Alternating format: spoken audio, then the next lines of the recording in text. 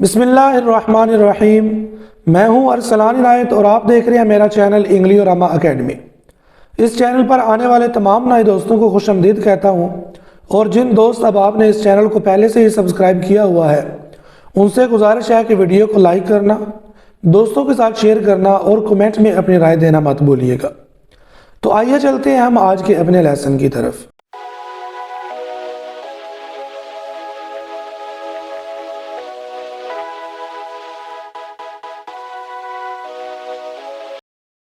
आज के इस लेसन में हम ये डिस्कस करेंगे कि प्रेजेंट परफेक्ट पैसिव टेंस क्या होता है, इसके इस्तेमाल कौन कौन से हैं, इसकी वर्ब और हेल्पिंग वर्ब कौन कौन सी होती है। इसके साथ साथ हम ये भी देखेंगे कि प्रेजेंट परफेक्ट पैसिव का सेंटेंस स्ट्रक्चर क्या होता है। तो सबसे पहले हम देख लेते हैं कि प्रेजेंट परफेक्ट पैसिव टेंस होता क्या है। The present perfect passive is the verb tense that is used to describe an action that was completed some point in the past. Present perfect passive हम ऐसे काम के लिए इस्तेमाल करते हैं जो कि मुकम्मल हो चुका होता है, माजी में मुकम्मल हो चुका होता है, लेकिन हम उसके ऊपर डिबेट जो है वो प्रेजेंट के ऊपर करते हैं। जैसे मैं अगर कहता हूं कि हमने पैसिव वॉइस का कोर्स आधे से ज़्यादा मुकम्मल कर लिया, तो ये क्या होगा, इसके लिए हम प्रेजेंट परफेक्ट पैसिव का इस्तेमाल करेंगे। लेकिन अगर मैं ये कहूँ कि पैसिव वॉइस का कोर्स आधे से ज़्यादा मुकम्मल कर लिया गया था या कर लिया गया है, तो ये क्या है, हमारा पैसिव बन जाएगा, क्योंकि इसके अंदर हमारा सब्जेक्ट नहीं है। जिस जुमले के अंदर सब्जेक्ट को मेंशन ना किया गया हो कि काम करने वाला है कौन, वो हमारा क्या होता है, पैसिव होता है। और ऐसा काम जिसके अंदर करने वाले को मेंशन ना किया गया हो और वो मुकम्मल हो चुका हो, तो उसके लिए हम क्या करते हैं, प्रेजेंट परफेक्ट पैसिव का इस्तेमाल। प्रेजेंट परफेक्ट पैसिव की हेल्पिंग वर्ब होती है third form of the verb. Active voice के अंदर भी इसके अंदर third form of the verb लगती है और पैसिव वॉइस में वैसे ही तमाम टेंसेस की वर्ब जो है वो third form of the verb. इसकी हेल्पिंग वर्ब है हैज बीन और हैव बीन। हैज बीन को हम अपने सिंगुलर सब्जेक्ट्स यानी कि ही शी इट के साथ इस्तेमाल करते हैं, जबकि हैव बीन को हम अपने plural subjects I we you they के साथ लगाते हैं। इसकी हेल्पिंग वर्ब हैज बीन और have been basically present perfect continuous की हेल्पिंग वर्ब है, जो कि हमने नीचे से उठाकर ऊपर प्रेजेंट परफेक्ट पैसिव के अंदर कन्वर्ट कर दी। लेकिन इनका इस्तेमाल वही है जो कि प्रेजेंट परफेक्ट कंटिन्यूअस में है, या जो इस्तेमाल हैज और हैव का है वही इस्तेमाल हैज बीन और बीन का। उसके बाद हम देख लेते हैं कि इसका सेंटेंस स्ट्रक्चर क्या होता है। हमारे पास चार किस्म के सेंटेंसेस होते हैं, सिंपल यानी कि सादा जुमला, मनफी जुमला, सवालिया जुमला और मनफी सवालिया जुमला। अगर आपने कोई सादी स्टेटमेंट बनानी है, कोई असर्शन हमने देनी है, तो हम क्या करते हैं, सबसे पहले सब्जेक्ट लगाते हैं, उसके बाद हेल्पिंग वर्ब, फिर वर्ब, और उसके बाद अगर हमने ये शो करवाना हो कि काम करने वाला है कौन, तो फिर हम बाई लगाकर आगे एक्टर लगाते हैं। पैसिव वॉइस के अंदर हम काम करने वाले को क्या कहते हैं, एक्टर, जबकि एक्टिव वॉइस के अंदर हम काम करने वाले को कहते हैं सब्जेक्ट। इसके अंदर जो सब्जेक्ट होता है वो वर्ब का रेसिपिएंट होता है, वर्ब का रिसीवर होता है। इससे क्या मुराद है, ये हम एग्जाम्पल के अंदर डिस्कस करेंगे।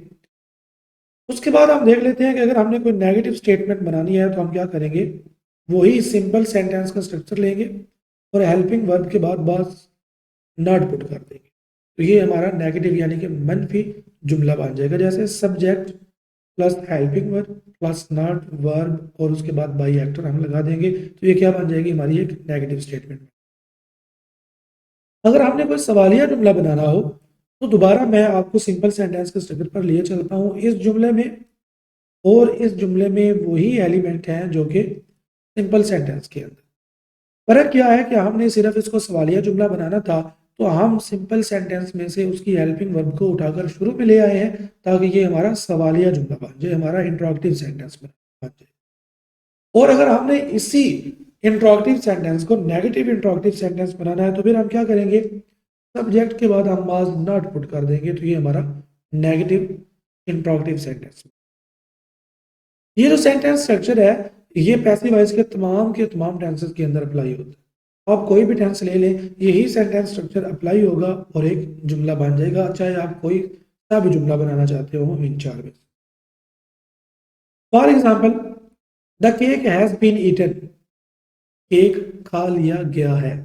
किसने खाया है हमें नहीं पता, क्योंकि ये हमारा पैसिव वॉइस टेंस है। अगर मैं कहता हूं the cake has been eaten by me, मुझसे केक खाया गया, वो केक क्या है, वो मैंने खा लिया है, तो वो क्या होगा, यहाँ पर हम बाई के साथ अपना जाहिर कर लेंगे। The cake has been eaten. The focus is on the result of the action, not the agent who perform the action. Voice के अंदर हमारा फोकस जो है वो एजेंट के ऊपर नहीं होता, परफॉर्मर या डूअर के ऊपर नहीं होता। हमारा फोकस होता है हमारे रिजल्ट के ऊपर, हमारे एक्शन के ऊपर। जैसे यहां पर देखें, the cake has been eaten, cake खा लिया गया है। किसने खाया है हमें इसका नहीं पता। इससे पहले हमने 3 चीजें डिस्कस की, वर्ब, वर्ब और सेंटेंस स्ट्रक्चर। इन तीनों चीजों को हम इसी एग्जांपल के ऊपर अप्लाई करते हैं, फिर हम आगे चलेंगे uses of present perfect passive की तरफ। सबसे पहले हमने कहा कि हैज बीन जो है वो सिंगुलर के साथ लगती है, तो हमारा केक, हमारा जो सब्जेक्ट है ये क्या है, ये सिंगुलर है, और इसके साथ हमने इसकी हेल्पिंग वर्ब हैज बीन लगाई, और उसके साथ हमने अपनी third form of the verb लगा दी है, जो कि पैसिव टेंस के अंदर लगती है। तो ये हमारा क्या हुआ, हमारी वर्ब और हेल्पिंग वर्ब यहाँ के अंदर लग गई। उसके बाद हम देख लेते हैं सेंटेंस स्ट्रक्चर। सेंटेंस स्ट्रक्चर ये एक सिंपल स्टेटमेंट है। सिंपल स्टेटमेंट में हम सबसे पहले क्या करते हैं, सब्जेक्ट लगाते हैं, जो कि हमारा सब्जेक्ट है the cake has been eaten. ये क्या है, हैज बीन हमारी हेल्पिंग वर्ब है, और ईटन क्या है हमारी, ये थर्ड फॉर्म है। यानी सबसे पहले हमने सब्जेक्ट लगाया, फिर हेल्पिंग वर्ब लगाई, और उसके बाद हमने अपनी वर्ब लगा दी। अगर आप इसके साथ ये बाई एक्टिव बी लगाना चाहते हैं तो मैं फिर क्या कहूँगा, the cake has been eaten by me, the cake has been eaten by you, और the cake has been eaten by first year class, something. जो भी आप जुमला बनाना चाहते हैं वो क्या होगा, हम बाई लगाकर आगे अपना शो कर देंगे। अब तीसरी बात जो इसके अंदर है वो ये है कि जो एक्शन होता है उसके रिजल्ट के ऊपर हमारा फोकस होता है, ना कि हमारा डूअर के ऊपर फोकस होता है। पैसिव वॉइस के अंदर जो हमारा सब्जेक्ट होता है ये एक्चुअली रेसिपिएंट ऑफ एक्शन होता है, यानी कि ये जो एक्शन ईटन है ये कौन रिसीव कर रहा है, द केक, केक को खा लिया गया है। ठीक है, इसके अंदर किसने खाया है वो मेंशन नहीं है, क्योंकि ये पैसिव वॉइस टेंस है। हमारा फोकस इस एक्शन और इसके रिजल्ट के ऊपर होता है। केक खा लिया गया, ये हमारी वर्ब है, और ये हमारा सब्जेक्ट है, जिसको हम रेसिपिएंट ऑफ द एक्शन भी कहते हैं, रेसिपिएंट ऑफ द वर्ब भी कहते हैं, कि ये जो वर्ब है इसका एक्शन किस पर हो रहा है, केक के ऊपर हो रहा है। उससे आगे हम चलते हैं, the uses of present perfect passive. इसका पहला इस्तेमाल कौन सा है, it can also be use to describe actions that were completed at an indefinite point in the past. Present perfect passive tense ऐसे कामों के लिए इस्तेमाल होता है जो कि माजी के अंदर किसी मुकर्रर वक्त के ऊपर काम मुकम्मल हो चुके हैं, उनके लिए हम क्या करते हैं, प्रेजेंट परफेक्ट का इस्तेमाल करते हैं। अगर उसके अंदर हमारा सब्जेक्ट मेंशन नहीं है तो वो फिर पैसिव बन जाएगा, तो वहां पर हम प्रेजेंट परफेक्ट पैसिव का इस्तेमाल करेंगे। जैसे the letter has been written, खत लिख दिया गया। किसने लिखा है हमें इस बात का नहीं पता, क्योंकि इसी वजह से ये पैसिव वॉइस बनता है। खत लिख दिया गया है, ये पास्ट के किसी हिस्से में कंप्लीट हो चुका है, इसलिए हम इसके लिए प्रेजेंट परफेक्ट पैसिव का इस्तेमाल करेंगे। आगे एग्जांपल है, the pie has been baked, the grass has been cut and the window has been clean. Window साफ कर दी गई है, ग्रास काट दिया गया है, and the pie has been baked, और पाई बना ली गई है, पका दी गई है। यही एक इस्तेमाल है प्रेजेंट परफेक्ट कंटिन्यूस का, कैसे जितने भी काम है जो माजी के अंदर कंप्लीट हो चुके होते हैं उनके लिए हम क्या करते हैं, प्रेजेंट परफेक्ट का इस्तेमाल करते हैं। तो यहाँ पर हमारा आज का लेसन एंड हो जाता है। मुझे उम्मीद है कि आपको इस लेसन की मुकम्मल तौर पर समझ आ गई होगी, लेकिन फिर भी अगर कोई कन्फ्यूजन बाकी है तो आप नीचे कमेंट में पूछ सकते हैं, आपके तमाम सवालों का जवाब दिया जाएगा। मिलते हैं आपको अगले लेसन के साथ, तब तक के लिए दीजिए इजाजत, अल्लाह।